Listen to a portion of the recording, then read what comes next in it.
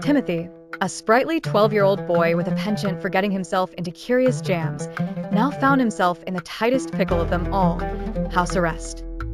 Granted, it wasn't your run-of-the-mill court-mandated timeout, but rather a sit-down in solitude with a side of forced introspection. This was all courtesy of his unauthorized acquisition of a wallet, a desperate heist to plug the financial chasm in his family's life, left gaping wide open by his baby brother Levi's relentless medical needs. Levi, a charming little bundle with a windpipe that decided to imitate the frailty of a dandelion stem, had turned Timothy's world topsy-turvy. His mother, frazzled and fabulously fierce, juggled 3 jobs and a million worries like a seasoned circus performer, but Timothy felt the pinch of every penny.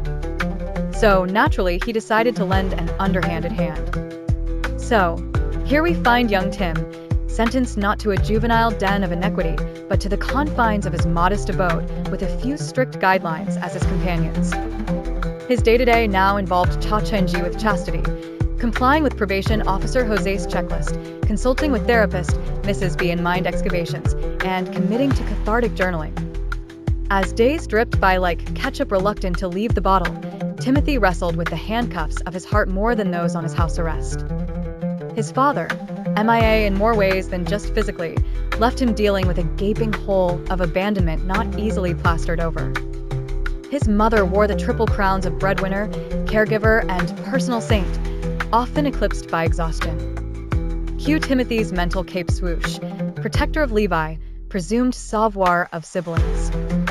Yet house arrest was not all solitary shadows and sulks.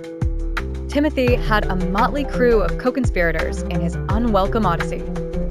Levi, ever the diminutive muse, injected life-saving doses of perspective every time his breathing faltered. And so, Timothy stood, not too tall, but certainly taller, grateful for the odd year under house arrest that taught him the weighty wisdom tethered to love's light.